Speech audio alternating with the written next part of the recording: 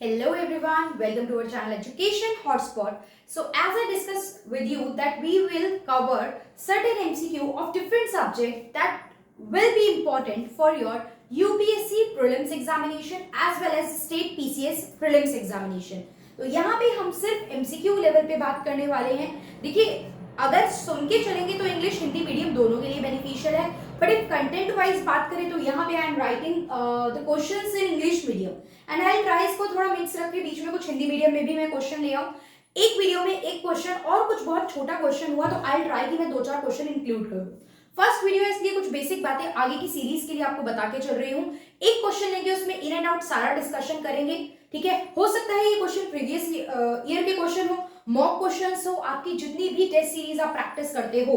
आपके साथ सबसे बड़ी प्रॉब्लम क्या रहती है कि हम कौन से इंस्टीट्यूशन की टेस्ट सीरीज को पिक करें, ये बहुत मुश्किल हो जाता है। तो यहाँ पे आपके लिए एक सोल्यूशन मैं लेके आई हूँ कि हम डिफरेंट इंस्टीट्यूशन की सारी टेस्ट सीरीज के क्वेश्चन को यहाँ पे क्लब करके आप लोगों को पढ़ाने वाले हैं। इससे होगा क्या कि अगर कहीं पे क्वेश्चन रिपीट हो रहे होंगे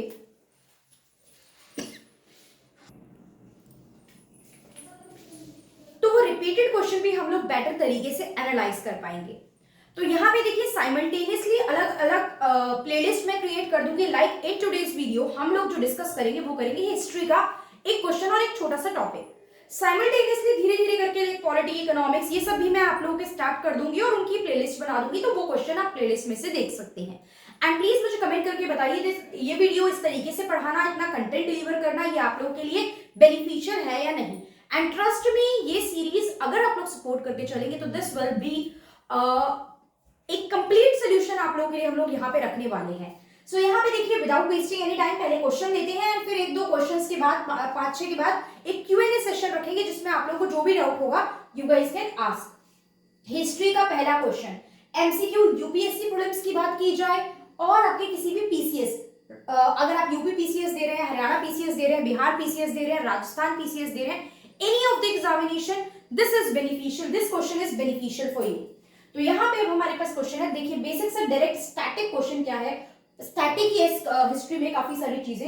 who was the founder of Young Bengal movement. Young Bengal movement नाम का जो फ्रीडम स्ट्रगल वाला टाइम था, वहां पे देखिए बहुत सारे प्री इंडियन फ्रीडम स्ट्रगल वाले पार्ट में भी कुछ मूवमेंट चले थे, कुछ अलग अलग मूवमेंट थे, कुछ पीजेंट मूवमेंट थे, वुमेन को लेके थे, आपके कास्ट सिस्टम को लेके थे, ये सब अलग अलग मूवमेंट चल रहे थे।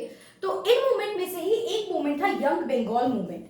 सबसे पहली बात आप देखेंगे कि इसके पीछे फाउंडर कौन थे, स्टार्टिंग पर्सन कौन थे, इसके ऑब्जेक्टिव्स क्या क्या थे। Because UPSC is not only about tell me the name of the founder, it is also about, ये 3-4 स्टेटमेंट है, tell which of the following is true और नॉट, इनमें से कौन सी सही है या नहीं। तो उसके लिए आपको इस मूवमेंट के सारे ऑब्जेक्टिव्स पता होना बहुत जरूरी हो जाता है।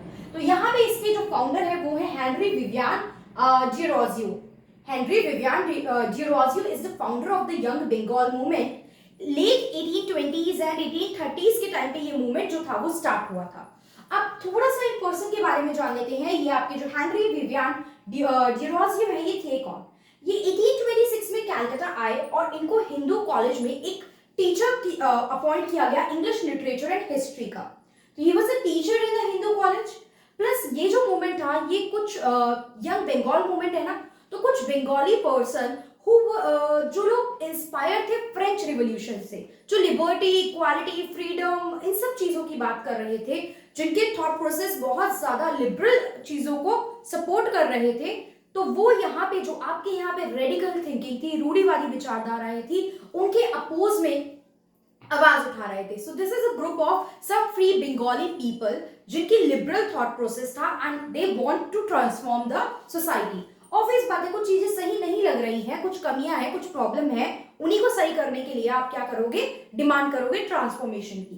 तो यहाँ पे ये क्या कर रहे थे, ये फ्रीली सोचते थे और रेशनली सोचते थे एंड क्वेश्चन करते थे सारी अथॉरिटीज को। अथॉरिटी मतलब उस टाइम पे जो भी पावर थी, जो अपनी एक तरीके से अपने प्रेशर में चीजें लोगों से करवा रही थी, ठीक है। अलग अलग फंक्शन जैसे कि विडो रीमैरिज को लेके प्रॉब्लम थी, ठीक है, सती प्रथा का एक टाइम पे सिस्टम चलता था, ये सब चीजें थी। तो यहाँ पे आपका क्या था, they were inspired by French revolution, plus ये पुराने कस्टम्स एंड ट्रेडिशन को अपोज करके चलते थे, ये वुमेन राइट की बात कर रहे थे और उनके लिए एजुकेशन की डिमांड कर रहे थे। अब ये क्वेश्चन अगर आता है कि विच of the following is not correct, तो हो सकता है ये लिखा है कि ये चीज कौन सी सही नहीं है, तो यहाँ लिखा हो कि इन्होंने वुमेन राइट की बात ही नहीं की है। तो नो, यहाँ पे इन्होंने वुमेन राइट की बात की है, लेकिन इन्होंने पीजेंट कॉज इस मूवमेंट को लेके यहाँ पे बहुत ज्यादा फोकस नहीं किया है।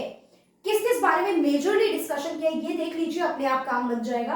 दे talk about the prohibition of caste taboos, child marriage को लेके इन्होंने बात की है, कुलीन पोलीगैमी को लेके बात की है, विडो रीमैरिज का जो सिस्टम था इसके रिगार्डिंग बात की है, जो बैन लगा दिया गया था विडो रीमैरिज पे। So they talk about all these matter अगर आता है तो, कि इनका विजन क्या था या किस किस एरिया को ये टारगेट कर रहे थे।